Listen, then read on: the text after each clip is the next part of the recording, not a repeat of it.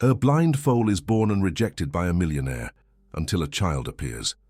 For a breeder obsessed with perfection, that blind foal was just a mistake to be discarded. Abandoned in the woods, the animal trembled on the verge of death, invisible to the world and to fate. But everything changes when a girl appears among the trees, determined to challenge what until then seemed impossible. If this story interested you, don't forget to subscribe to our channel and tell us which city you're watching from. We'll continue. I promise this will be the best story you'll ever hear in your life.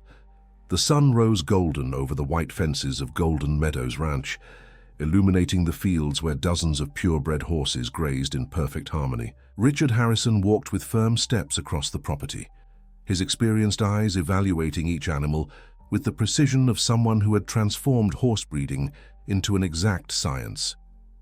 At 52, he had built an empire based on a simple and relentless philosophy.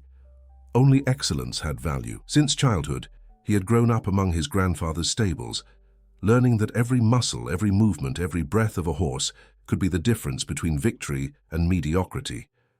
There was no room for sentimentality. The animals were investments, precision machines created for a single purpose, to win. And Richard always won. That March morning, he headed to the main stable where his champion mare, Golden Hope, had given birth during the night.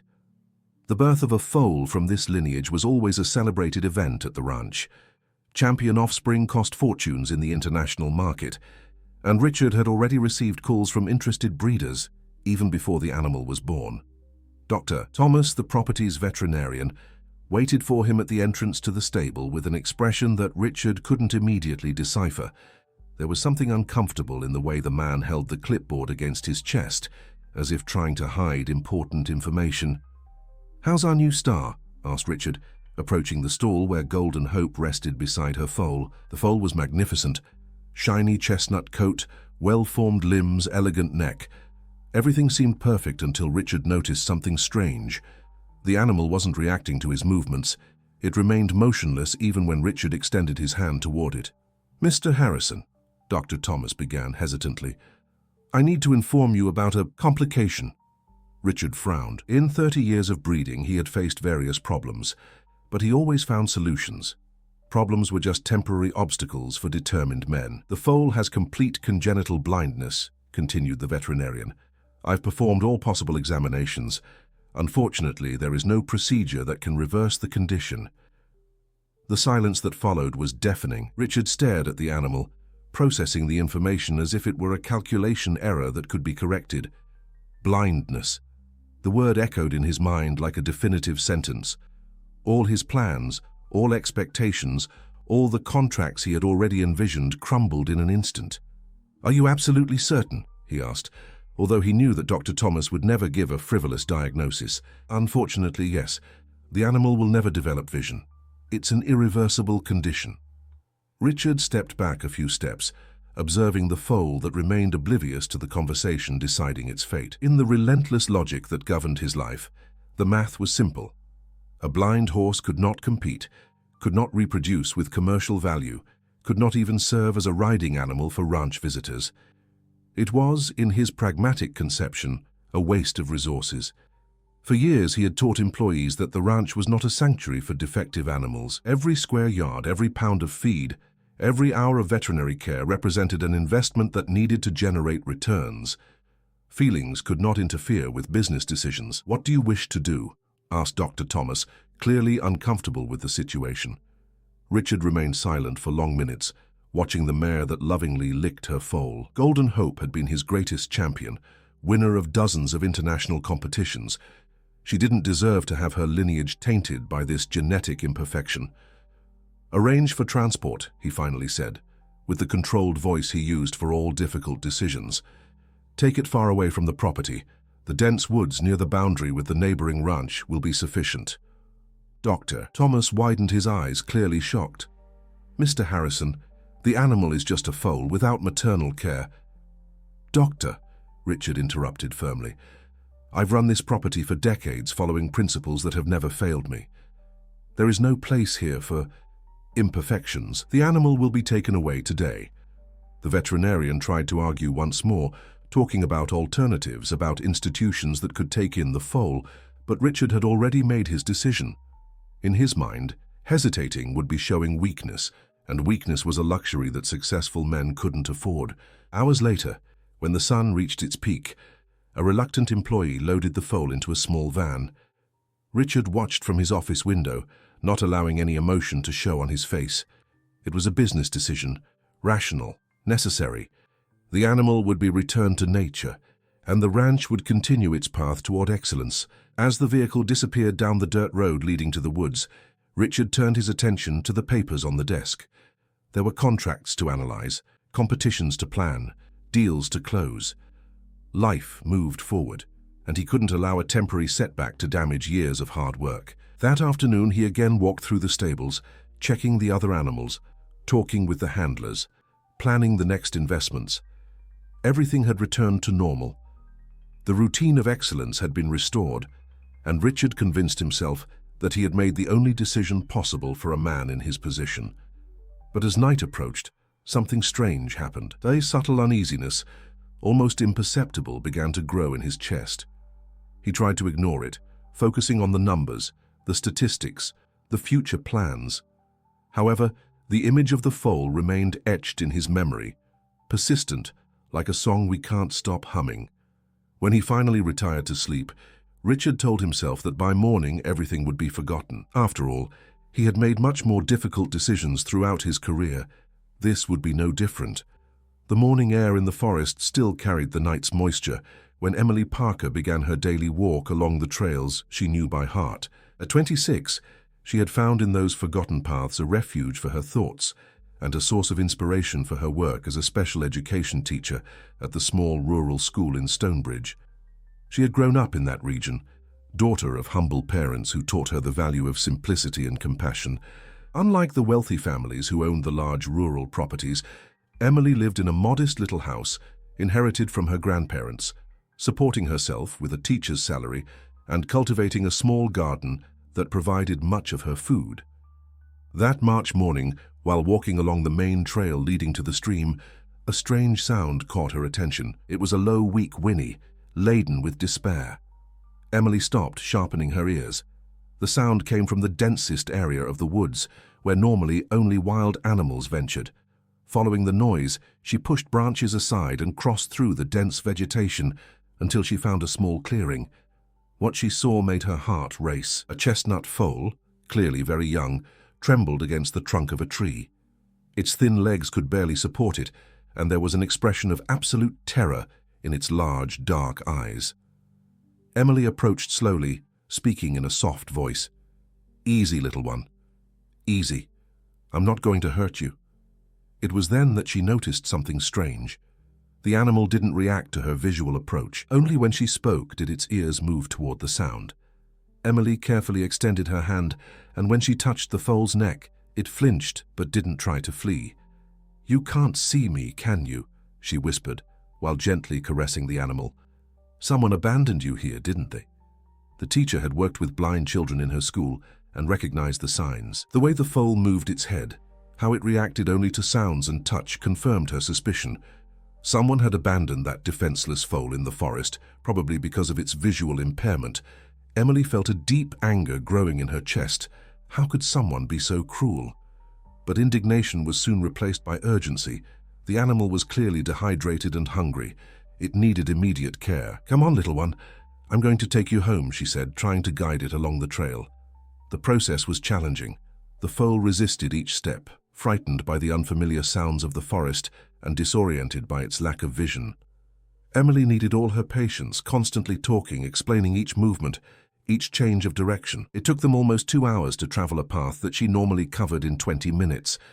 When they finally reached her small property, Emily improvised a shelter in the old chicken coop she no longer used. With old blankets, she created a soft, warm place. In the kitchen, she prepared a mixture of warm milk with a little sugar, remembering the instructions she had received years before when she had helped a neighbor with an orphaned calf. The foal, which she decided to call Hope, drank eagerly. It was obvious that it was starving. Emily spent the rest of the day observing it, noticing how it explored the small space primarily using smell and hearing. Its movements were cautious, but demonstrated sharp intelligence. In the following days, they established a routine. Emily woke up earlier to care for Hope before going to school. In the afternoon when she returned, she dedicated hours to the animal, talking to it, teaching it to recognize her voice, her footsteps, her scent. As the weeks passed, something magical began to happen. Hope began to recognize not just Emily's presence, but to anticipate her movements. When she approached with food, he already positioned himself near the place where he was usually fed. When she brought fresh water, he walked toward the water trough before she even got there. Emily was fascinated watching how the animal's other senses developed in an extraordinary way. Hope could detect subtle changes in the weather through the smell of the air. He recognized different people by the sounds of their footsteps. He instinctively knew when Emily was happy or worried through small changes in the tone of her voice. As the foal grew and gained strength, Emily began to experiment with simple orientation exercises. She created a basic course in the yard, using ropes and stakes, teaching Hope to follow voice commands. Right, left, slow, stop. The animal learned with surprising speed. The afternoons transformed into informal training sessions. Emily didn't have technical knowledge about equitation, but she possessed something more valuable: intuition and infinite patience. She talked to Hope as if he were a person, explaining each exercise, each challenge, each small victory. The neighbors began to comment about the strange pair. Some thought Emily had gone crazy, spending time and resources on a defective animal. Others, especially those who knew her better, admired her dedication and began to follow the surprising progress of the blind foal. Mrs. Jenkins, the closest neighbor, used to watch the training sessions from over the fence. "Emily, that animal has something special," she would say. "I've never seen anything like it. It's as if you two speak the same language." And it was true. Month after month, Emily and Hope developed a unique communication based on voice nuances, subtle touches, and absolute trust. What had begun as an act of compassion had transformed into an extraordinary partnership. Meanwhile, Emily had no idea that the property where Hope was born was just a few miles away, nor that the man responsible for the abandonment sometimes drove past on the main road, following his business routine without imagining that the animal he had considered a mistake of nature was at that exact moment discovering possibilities that would challenge everything he believed about perfection and value. 18 months had passed since that fateful morning, and Richard Harrison faced the first serious crisis of his career. 3 of his best horses had suffered injuries in consecutive competitions, veterinary costs had skyrocketed, and 2 important investors threatened to withdraw their sponsorship. Golden Meadows Ranch, a symbol of excellence for decades, saw its reputation shaken. Richard spent sleepless nights studying financial reports, seeking alternatives to regain lost prestige. He needed new talents, animals that could compete immediately and return the ranch to its prominent position on the national scene. It was with this objective that he decided to visit the Stonebridge Regional Equestrian Festival, an event he normally ignored because he considered it inferior. That Saturday afternoon, he headed to the small rural hippodrome, hoping to find at most some promising animals for purchase. What he didn't expect was to have his concept of excellence completely transformed. Emily had entered Hope in the special demonstration category, a modality created specifically for beginner riders or animals with unique characteristics. She had never competed before, but the neighbors who followed the extraordinary development of the pair convinced her to participate. "Emily, you need to show the world what you've accomplished," Mrs. Jenkins had insisted. "This animal is a miracle, and what you do together needs to be seen." On the day of the competition, Emily felt nervousness taking over her body. She had spent weeks preparing Hope for that moment, creating a course that would highlight his special abilities without exposing him to unnecessary risks. The animal, now 2.5 years old, had transformed into a magnificent horse with an athletic build and elegant movements. When her turn came, Emily entered the arena mounted on Hope, without traditional reins, without a whip, only with a special collar she had crafted and her serene voice. The audience, initially confused, began to murmur when they realized something was different. Richard, seated in the stands, watched with skepticism. Just another amateur wanting attention, he thought, until he noticed the unique way the horse moved. There was something in the posture, in the bearing, in the elegance of the movements that seemed familiar to him.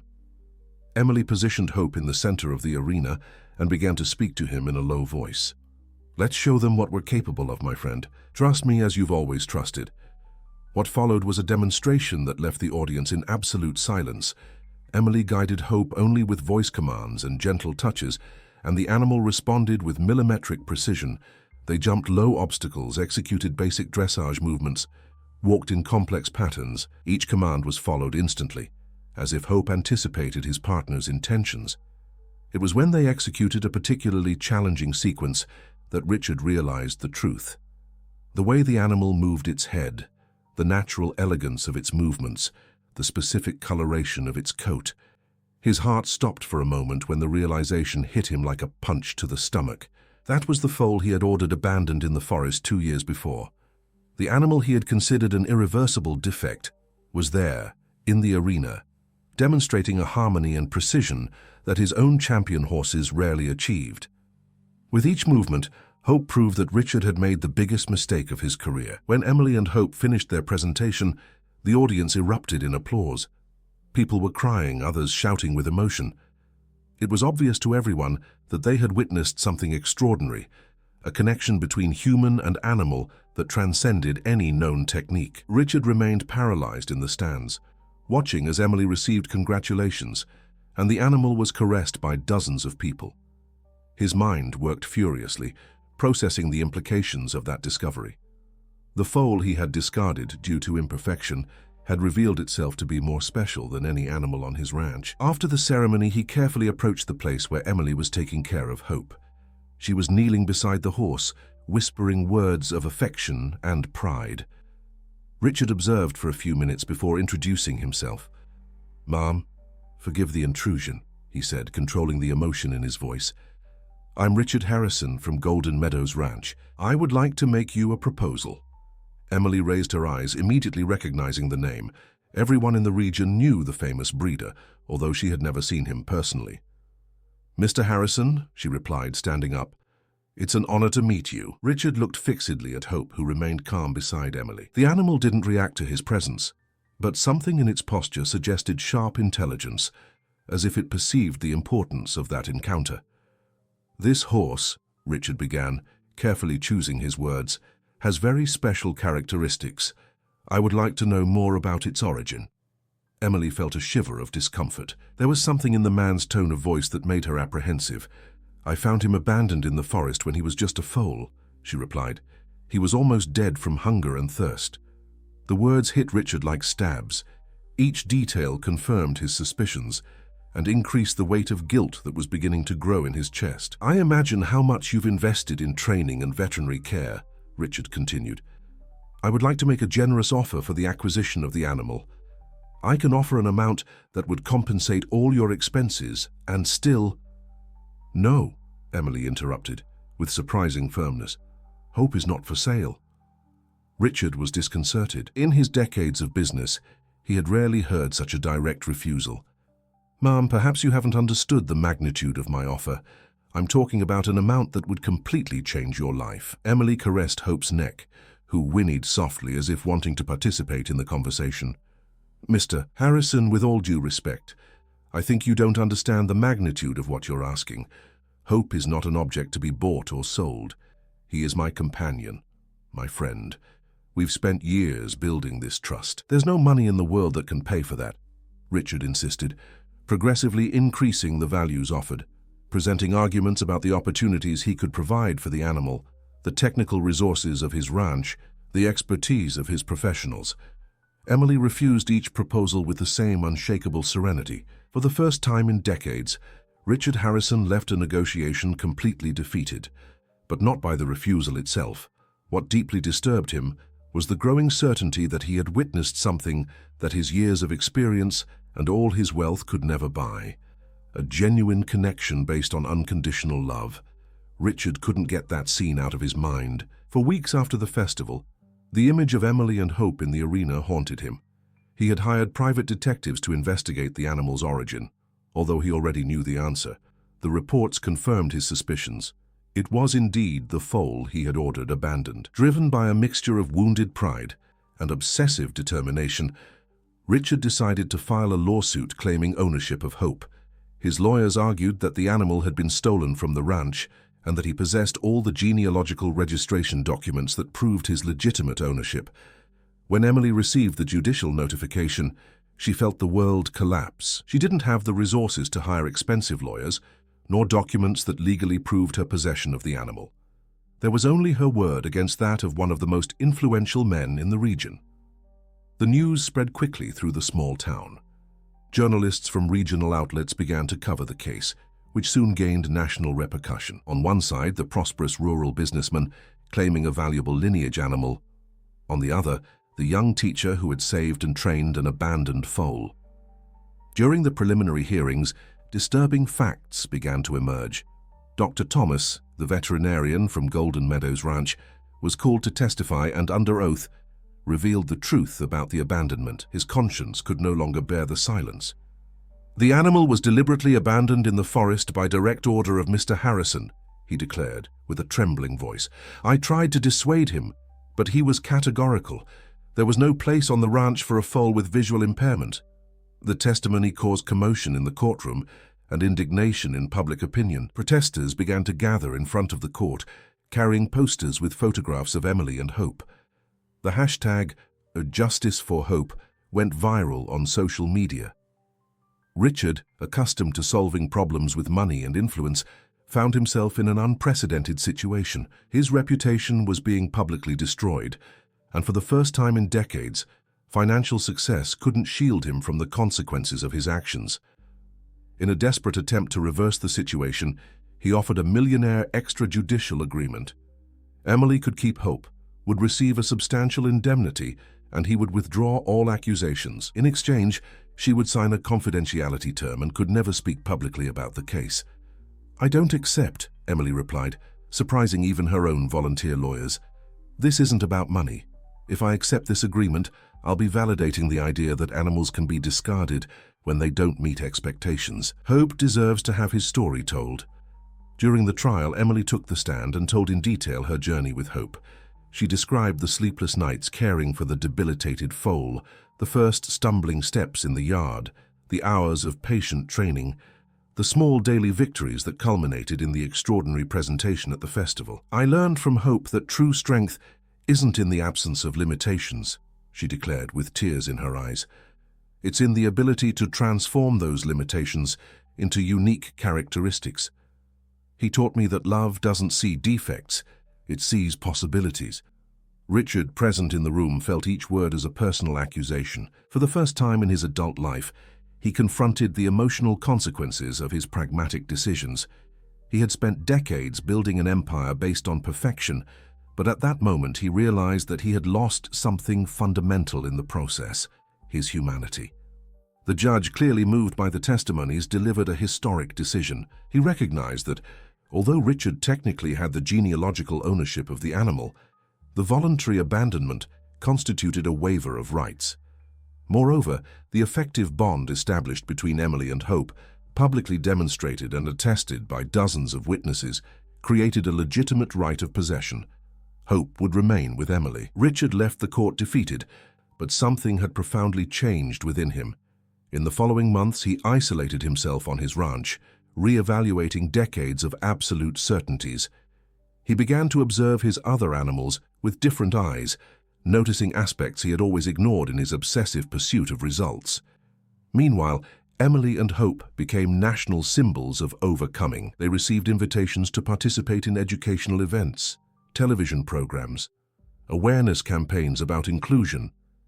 But Emily accepted only those that allowed using the platform to teach about acceptance and compassion. 1 year after the trial, on a rainy winter afternoon, Richard unexpectedly appeared at Emily's small property. He didn't come in his luxury pickup truck, nor accompanied by security guards. He drove a simple car and brought only an envelope in his hands. Emily received him with caution, but without hostility. Hope, now 4 years old, remained calm beside her, as if he perceived that this encounter was different. "I came to return this," said Richard, extending the envelope. "These are Hope's genealogical registration papers. I believe they belong more to you than to me." Emily opened the envelope, finding official documents that established the animal's noble lineage, but there was something more: a substantial check. "I can't accept the money," she said. "It's not for you," Richard replied, with a softer voice than Emily had ever heard. "It's for the project that I know you're developing, to help other people discover what you discovered." Emily had indeed begun to plan an animal-assisted therapy center, specifically aimed at people with disabilities. The money would make it possible to transform the dream into reality. "Why are you doing this?" she asked. Richard looked at Hope for a long time, who moved his ears as if listening to a conversation that only he could perceive. "Because I learned that true excellence isn't in discarding what we consider imperfect," he said. "It's in discovering perfection where others see only defects. You two taught me that even when I didn't deserve the lesson." In the following years, Richard gradually transformed his ranch. He continued breeding competition horses, but also began to welcome animals with disabilities, developing therapy and education programs. He never again abandoned an animal for not meeting conventional standards of perfection. Emily and Hope continued their extraordinary journey, visiting schools, hospitals, rehabilitation centers. With each presentation, they demonstrated that the greatest limitations exist only in our minds, and that true love has the power to transform any obstacle into opportunity. In one of their last public presentations, Emily addressed the audience with Hope by her side, both radiating the serenity conquered through years of unconditional partnership. "Hope taught me that we don't see with our eyes," she said. "We see with our heart, and when we look with the heart, there are no defects, only differences that make us unique and special." Richard, present in the audience, stood up and applauded, along with hundreds of other people who had been touched by that extraordinary story. At that moment, he finally understood that the greatest victory of his life hadn't happened on a racetrack or at a purebred animal auction. It had happened when he learned to see with his heart. The end of the story. Dear listeners, we hope that the story of Emily and Hope has deeply touched your hearts, just as it touched mine while I narrated it for you. This is a story about second chances, about the transformative power of unconditional love, and about how our greatest weaknesses can become our greatest strengths when we find someone who believes in our potential. To continue this emotional journey, we've prepared a special playlist with other equally captivating stories that explore the beauty of human and animal connections. You can find it by clicking here. If this story awakened deep feelings in you, don't forget to subscribe to our channel and leave your like on the video. Every day, we bring unique narratives that celebrate the complexity and beauty of life. Tell us in the comments, have you ever experienced a special connection with an animal? Have you witnessed situations where love overcame apparent limitations? Your experiences enrich our community and inspire new stories. Don't miss our next content. There's always a new emotional adventure waiting for you.